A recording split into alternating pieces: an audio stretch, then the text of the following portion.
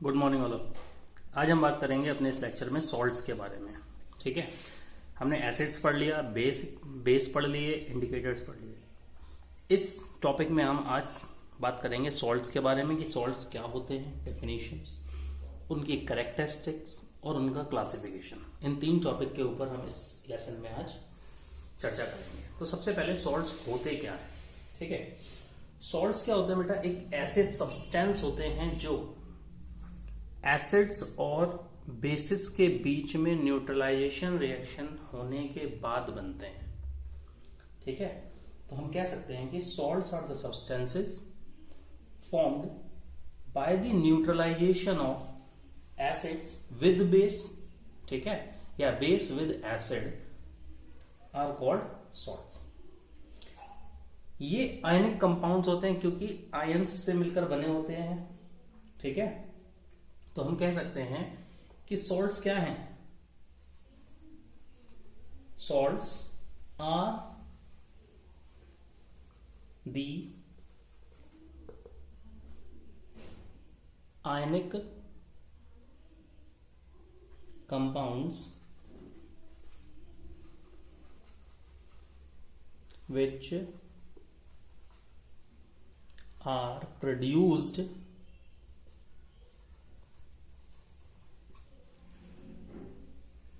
after the neutralization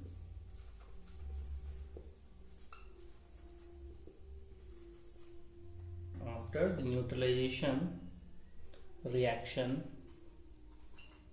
between acids या acid बात कर दो एंड बेस। ठीक है, बात समझ में आ गई। तो सॉल्ट्स क्या होते हैं? ऐसे आयनिक कंपाउंड्स होते हैं जो न्यूट्रलाइजेशन रिएक्शन के बाद में बनते हैं। किसके बीच में होती है रिएक्शन? एसिड्स और बेसिस के बीच में। ठीक है, अब बेटा आफ्टर न्यूट्रलाइजेशन बन रहे हैं तो इसका मतलब क्या हो गया? सॉल्ट्स जो हैं वो हमारे कैसे होते हैं? न्यूट्रल होते हैं। ठीक है, सॉल्ट्स जो होते हैं उन पे कोई भी चार्ज नहीं होता है, वो इलेक्ट्रिकली न्यूट्रल होते हैं।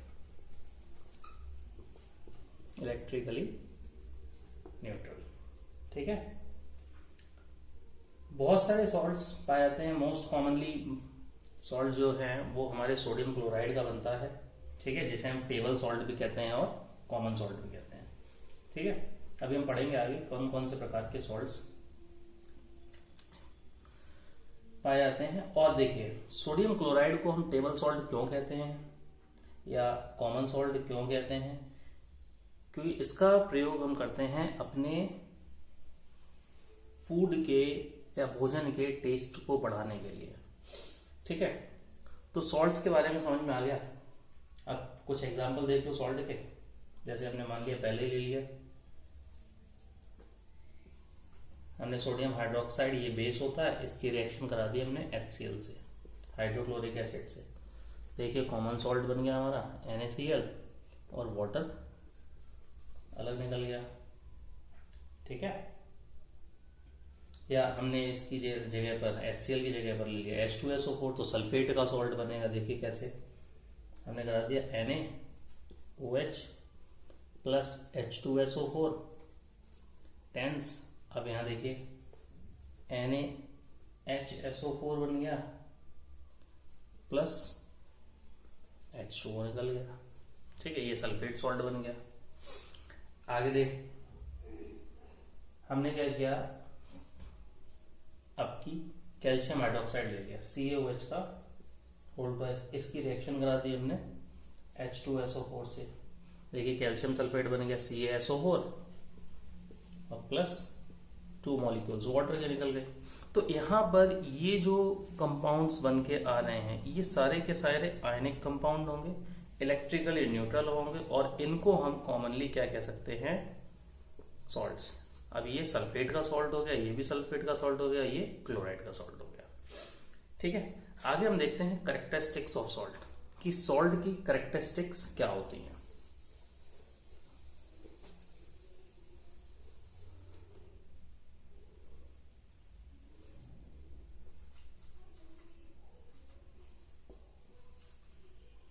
Characteristics of salts. ठीक है, सॉल्ट्स की कैरेक्टरिस्टिक्स देखिए, पहली, बहुत से सॉल्ट जो होते हैं, सॉल्ट को हिंदी में कहते हैं लवण, सबसे पहले तो ये, ठीक है। तो बहुत से लवण जो होते हैं वो क्रिस्टलाइन सॉलिड होते हैं, ठीक है, क्रिस्टल्स के फॉर्म में सॉलिड्स बनाते हैं। तो most of the salts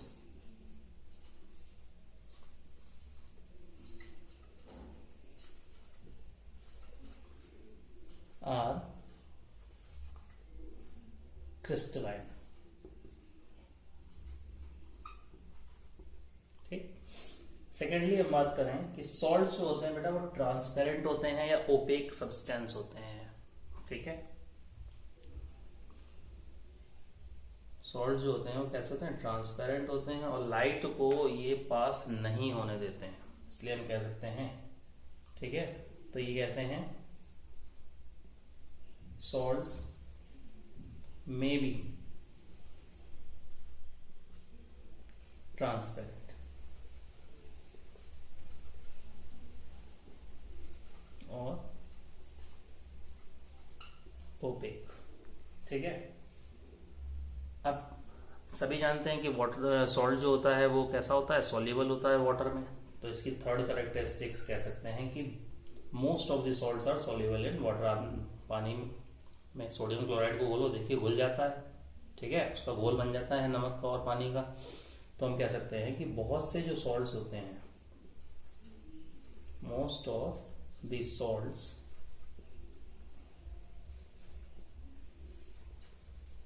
are soluble in water, पानी में घुलनशील होते हैं, सॉल्युबल इन वाटर, ठीक है। बात समझ में आ गई। बहुत ही मोस्ट इंपॉर्टेंट कैरेक्टरिस्टिक ये है कि जो सॉल्यूशन होता है, देखिए अभी मैंने बताया कि सॉल्ट्स होते हैं वो इलेक्ट्रिकली न्यूट्रल होते हैं, ठीक है, लेकिन सॉल्यूशन जो होगा सॉल्ट का वो इलेक्ट्रिसिटी को कंडक्ट करेगा। सॉल्यूशन ऑफ सॉल्ट्स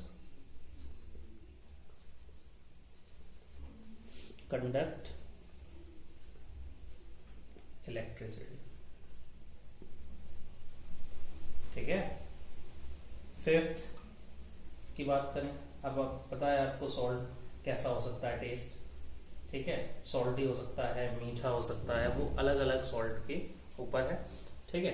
तो सॉल्ट कैसा हो सकता है, सॉल्टी हो सकता है, मीठा हो सकता है, खट्टा भी हो सकता है, ठीक है, बिटर हो सकता है। एक बात, जितने भी न्यूट्रल सॉल्ट्स होते हैं, जितने भी न्यूट्रल सॉल्ट्स होते हैं वो सारे के सारे कलरलेस होते हैं, ठीक है, ये भी इंपॉर्टेंट है। न्यूट्रल सॉल्ट्स आर कलरलेस, ठीक। अब जितने न्यूट्रल सॉल्ट्स हैं वो कलरलेस हो सकते हैं, लेकिन कुछ सॉल्ट्स जो होते हैं बेटा वो कलरफुल होते हैं, ठीक है। तो कलरलेस भी हो सकते हैं और कलर्ड भी हो सकते हैं, लेकिन यहां पर मैंने एक शब्द जोड़ दिया है कि न्यूट्रल, उसके ऊपर कोई चार्ज नहीं होना चाहिए। ऐसे जो सॉल्ट होंगे वो कलरलेस ही होंगे, ठीक है। तो सॉल्ट्स दोनों प्रकार के हो सकते हैं, सॉल्ट्स कैन बी कलरलेस और कलरफुल,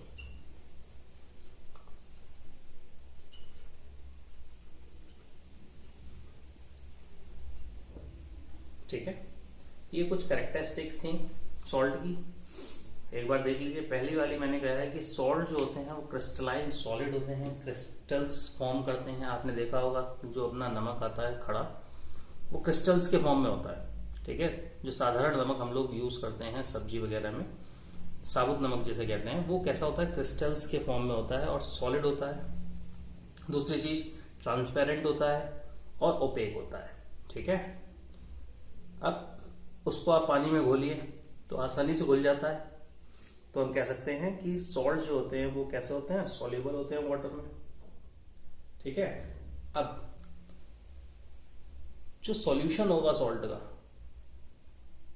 अभी मैंने बताया था आपको सॉल्ट जो होगा वो कैसा होता है, इलेक्ट्रिकली न्यूट्रल होता है। लेकिन अगर उसको हमने घोल रखा है वाटर में, सॉल्ट को मान लीजिए वाटर में हमने घोल रखा है, ठीक है, तो सॉल्यूशन हो गया वो पानी का, वो सॉल्ट का।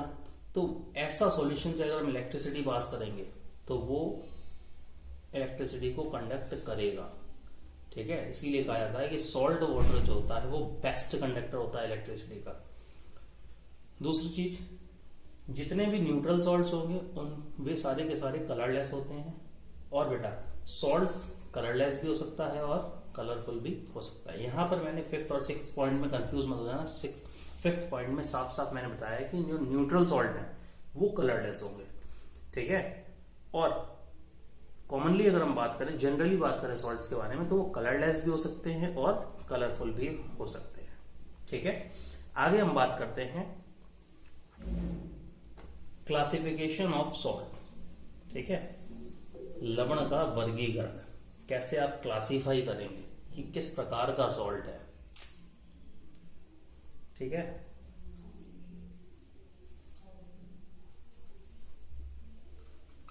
Classification of salts. देखो बेटा, सॉल्ट्स को जब हमने क्लासिफाई किया तो देखा कि सॉल्ट्स जो हैं वो कई प्रकार के, जैसे नॉर्मल सॉल्ट हो गया, एसिडिक सॉल्ट या एसिड सॉल्ट हो गया, बेसिक सॉल्ट हो गया, डबल सॉल्ट, मिक्स्ड सॉल्ट, ठीक है, एटसेट्रा एटसेट्रा। तो हम इसमें 4 प्रकार के सॉल्ट्स के बारे में बात करेंगे, ठीक है, उन्हीं के बारे में हम पढ़ेंगे। पहला हम लेते हैं नॉर्मल सॉल्ट, नॉर्मल सॉल्ट्स। दूसरा मैंने बताया acid salt, acid salts. Third बात करेंगे बेसिक सॉल्ट्स के बारे में, और फोर्थ हम बात करेंगे डबल सॉल्ट्स के बारे में, ठीक है। बात समझ में आ गई? ठीक, अब इनको हमने कैसे वर्गीकृत किया है?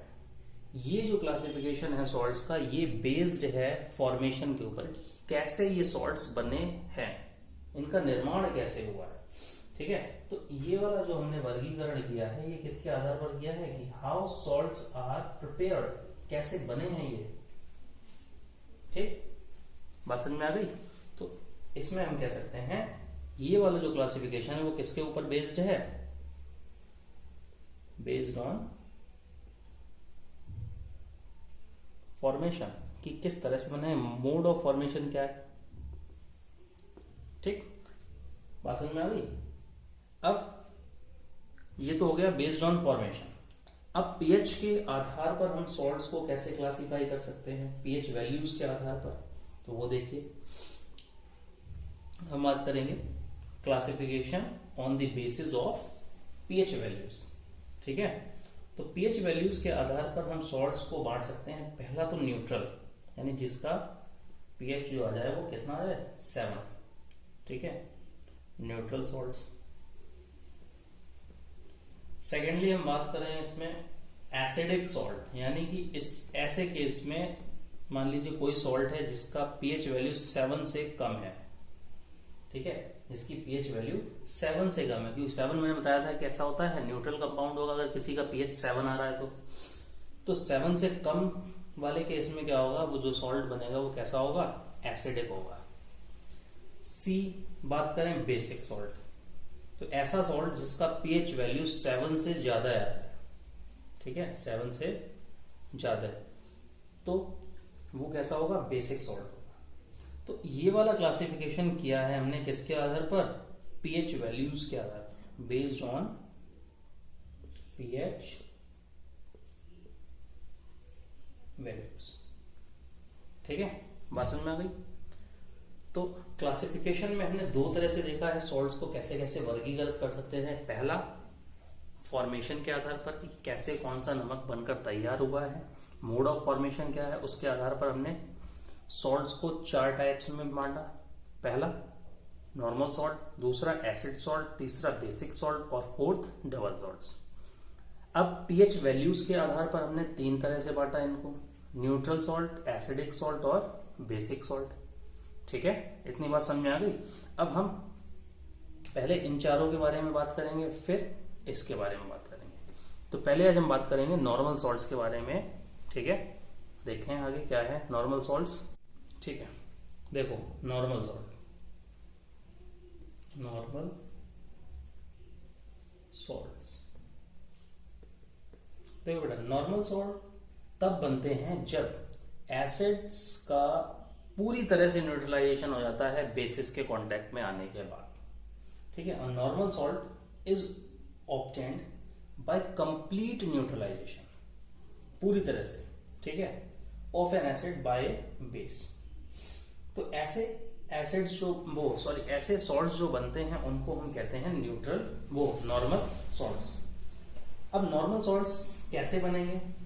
इस केस में क्या होता है, पूरी तरह से रिप्लेसमेंट हो जाता है हाइड्रोजन एटम का, ठीक है, किसी भी एसिड के बाय मेटालिक या अमोनियम आयन से। ठीक, एग्जाम्पल देखते हैं इसके। कुछ एग्जाम्पल से पहले इसकी डेफिनेशन बता दूं। देखो डेफिनेशन देख लो नॉर्मल सॉल्ट्स की। Salts which are obtained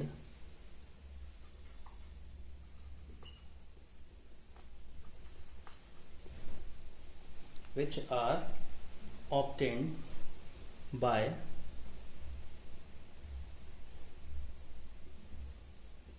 complete replacement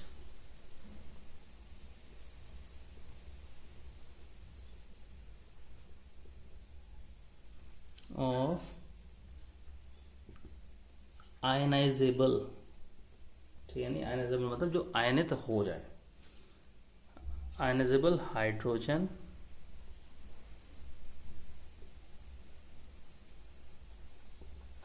atoms of an acid by a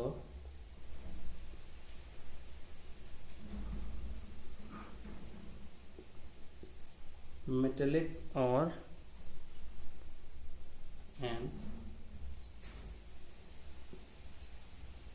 ammonium ion। ठीक है, तो एक तो डेफिनेशन ये हो गई सॉल्ट, ऐसे सॉल्ट्स जो बनते हैं हाइड्रोजन आयंस के पूरी तरह से रिप्लेसमेंट में। ठीक है, एसिड्स में जो हाइड्रोजन आयंस मौजूद होते हैं उनके पूरी तरह से रिप्लेसमेंट पे या तो मेटेलिक या अमोनियम आयंस के द्वारा, वो कहलाते हैं हमारे नॉर्मल सॉल्ट। या हम साधारण शब्दों में बात करें तो साधारण शब्दों में अगर बात करते हैं तो सॉल्ट्स ऐसे सॉल्ट्स जो पूरी तरह से न्यूट्रलाइजेशन के बाद में बनते हैं, salts which are obtained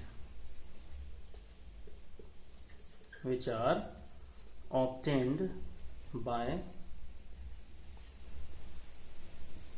complete neutralization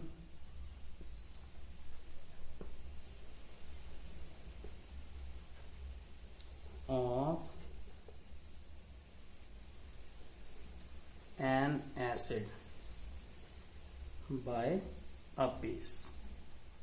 ठीक है, ये दो डेफिनेशन हो गई नॉर्मल सॉल्ट्स की। अब एग्जांपल देखें कैसे नॉर्मल सॉल्ट्स बनेंगे, पहले इनके एग्जांपल देख लो। फॉर एग्जांपल हम बात करें NaCl की, ये भी नॉर्मल सॉल्ट है हमारा। ठीक है, सोडियम सल्फेट, या बात करें कैल्शियम क्लोराइड CaCl2, या NH4Cl अमोनियम क्लोराइड। ठीक है, ये सारे के सारे कैसे हैं, नॉर्मल सॉल्ट्स हैं। ठीक है, अब कैसे बनते हैं ये, इनका फॉर्मेशन कैसे होता है वो देखो।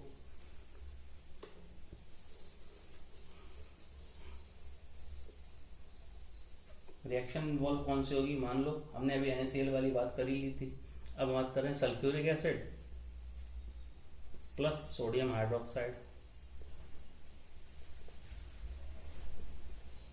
टेंस सोडियम सल्फेट बनेगा प्लस वाटर बनेगा। ठीक है, बात समझ में आ गई। अब इस केस में क्या हो रहा है, देखो यहां पर ये एसिड है, ठीक, इसके हाइड्रोजन आयंस का कंप्लीटली रिप्लेसमेंट हो रहा है आफ्टर आयनाइजेशन। ठीक है, ये किस में टूटेगा, 2H प्लस में टूटेगा और SO4 माइनस 2 माइनस, ऐसे ये टूटेगा 2Na प्लस और OH के ऊपर -2। ठीक है, यहां पर ये वाला ऑक्सीजन के साथ में रिएक्शन कर जाएगा और वाटर बना लेगा, और Na जो होगा वो SO4 के साथ रिएक्शन करेगा और क्या बना लेगा, सॉल्ट। ठीक, तो कुछ कॉमनली यूजिंग सॉल्ट्स हैं, उनके बारे में देखो। पहला हमने बना दिया HCl कौन कौन से सॉल्ट बनाएगा। HCl मतलब हाइड्रोक्लोरिक एसिड। देखो इसके में जो सॉल्ट बनेंगे वो पहला तो हो गया NaCl जो हम लोग यूज करते हैं, फिर पोटेशियम क्लोराइड KCl, फिर MgCl2 magnesium chloride, AlCl3 aluminium chloride, zinc chloride. ठीक है, ये सारे के सारे सॉल्ट जो बन रहे हैं वो कैसे हैं, क्लोराइड्स के सॉल्ट हैं, CaCl2। ठीक, अब बात करते हैं नाइट्रिक एसिड से, HNO3 यानी नाइट्रेट वाले। पहला sodium nitrate NaNO3, potassium nitrate KNO3, फिर MgNO3 का होल ट्वाइस। ठीक, जिंक नाइट्रेट। और देखिए कुछ सल्फ्यूरिक एसिड के साथ में सॉल्ट बनते हैं, वो H2SO4 अगर हमने यूज किया है तो sodium sulphate, potassium sulphate, magnesium sulphate. ठीक है, और ले लीजिए जिंक सल्फेट ZnSO4। ठीक, तो ये वाले सल्फेट सॉल्ट्स कहलाते हैं जो H2SO4 के साथ में रिएक्शन के बाद बनते हैं। ठीक, आगे हम बात करते हैं एसिटिक एसिड के साथ में बनने वाले, यानी CH3COOH एसीटेट। पहला CH3COONA, ठीक, या CH3COO पोटेशियम लग गया यहाँ पर। ठीक है, ऐसे ही और सॉल्ट्स बनेंगे। आगे देखो कार्बोनेट वाले, कार्बोनिक एसिड के साथ में रिएक्शन करके बनते हैं जो H2CO3। ठीक है, sodium carbonate Na2CO3, potassium carbonate K2CO3, magnesium carbonate MgCO3, zinc carbonate etcetera. ठीक है, और देखना एक सल्फरस और सल्फ्यूरिक में थोड़ा अंतर है। यहाँ पर ऑक्सीजन के 4 एटम्स हैं, यहाँ पर 3 हैं। ठीक, तो पहला Na2SO3, फिर K2SO3, फिर MgSO3, ZnSO3 and so on. ठीक है, और भी बहुत से। तो ये कुछ एग्जांपल्स थे हमारे नॉर्मल सॉल्ट्स के। ठीक है, व्हाट इट। अब हम बात करेंगे एसिड सॉल्ट्स के बारे में। ठीक है, कल हम बात करेंगे एसिड सॉल्ट और बेसिक सॉल्ट के बारे में कि कैसे एसिड सॉल्ट्स बनते हैं, उन्हें एसिड्स क्यों जोड़ा गया है उनके नाम के आगे। ठीक है, तो इसके ऊपर हम कल चर्चा करेंगे। आज के लिए ये लेक्चर हमारा ओवर होगा। Thank you.